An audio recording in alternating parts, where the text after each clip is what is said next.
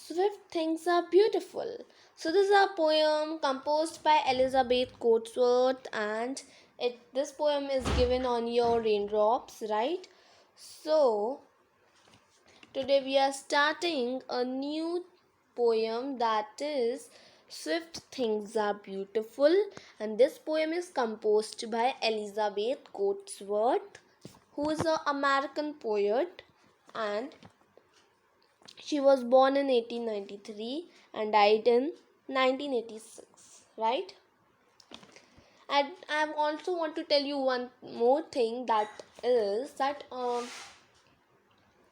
this poem that poem has written, she wants you to know that swift things are beautiful, and we are going to discuss this when we are reading the poem, right? Don't worry. Okay, first of all, let's know about the poet Elizabeth Cotsworth. So she was an American author and children's poet. She used to like traveling and had traveled to Egypt. Okay, you know which continent Egypt is in located? Uh, so Egypt is located in North Africa. Okay, fine.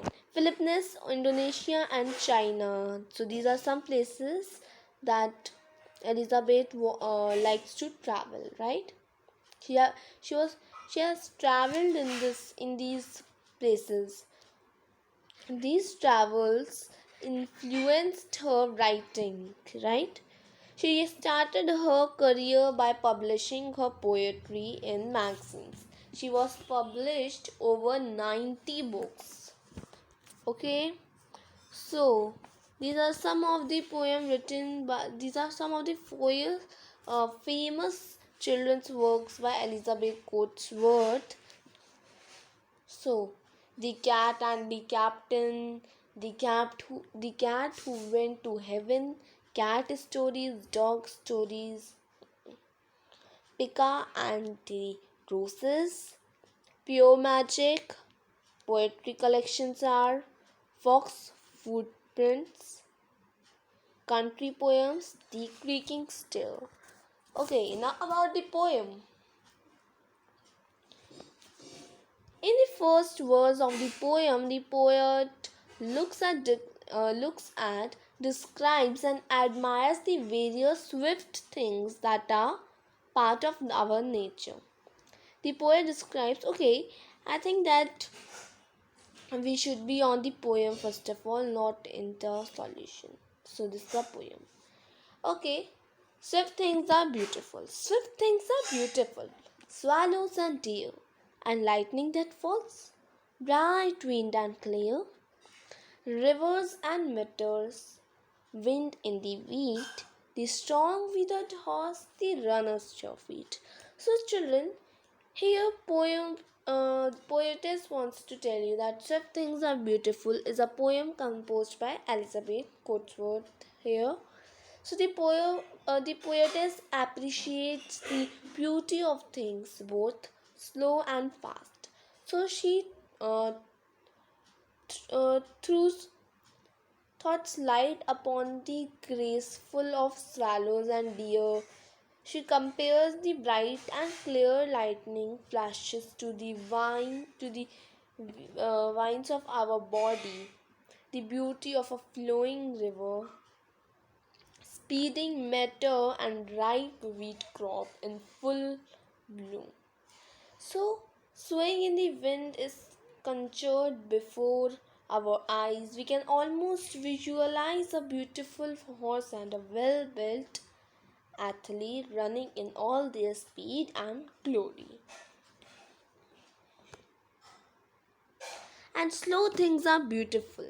The closing of day, the pause of the wave that curves downward to spray, the ember that crumbles, the opening flower, and the ox that moves on in the quiet of hour. So here poetess want to tell you that with the poetess we appreciate the breathtaking beauty of a sunset, the spray emitting waves of the sea, and the fiery beauty of a red hot uh, charcoal crumbling away into nothing. We drink in the beauty of a delicate blooming bird and a powerful ox moving quietly in all its glory. So this is all the poem is about. Now we can see about the poem. So this is 21st verse of the poem. So children, I hope you understand the poem. Swift things are beautiful here. The poetess is describing some of the beautiful things, right? Like swallows and deer, bright swallows and deer, rivers and meadows, wind in the wheat, the strong withered horse, the runner's sure feet. You can see here also, and slow things are beautiful. The closing of day, the pause of the wave that curves downward to spray the embers that crumbles, the opening flower, and the ox that moves on in the quiet of power. Okay, composed by Elizabeth Kotro. You know how to pronounce Coatsworth? It's Coatsworth. Coatsworth. Sometimes children used to say it Coatsworth, not Coatsworth, Coastworth. It's not Coastworth, it's Coast Coatsworth. Okay. Now about the poem. In the first verse of the poem, the poet looks at and describes and admires the various swift things that are part of our nature. The poet describes the swiftness of the swallows and deer, the bright lightning, the flowered river, falling meteors, the bright wind flowing through wheat, and the fast movement of a horse, and the steady but fast moving feet of a runner. Runner short feet, you can see here. In the second verse, the poet focuses on the slow things that appear beautiful to the readers. The poet describes the beauty of sunset, the moving waves, the glowing embers, the blooming of a flower, and the slow but powerful movements of an ox. So here we have completed with our poem. Now there are also some rhyme words here in this poem. We can see that are swallows and dear and clear, meadows,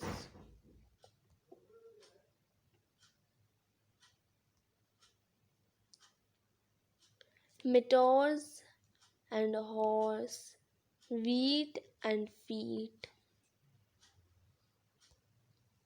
So dear and clear, meteors and horse, meteors and horse, wheat and feet. So these are some of the rhyming words, right?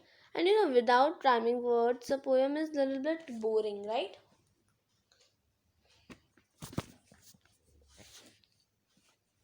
So this is all about the poem is about. For now, thank you so much. And in the next video, we are going to see some question and answers. I think that question and answers we have to just complete now, right? It will be very easy for us.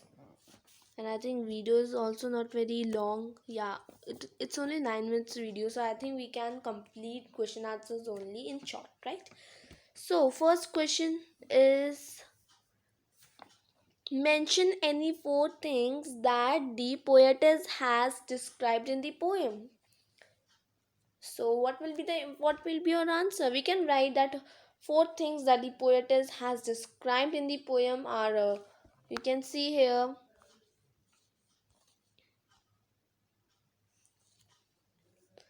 you can see, you can tell rivers and meadows, wind in the wheat, the ember that crumbles, the strong withered horse. So you have to tell four, right? You have to mention four things that poetess has described in this poem. Now, what does the poem compares lightning with? So, it's very easy question.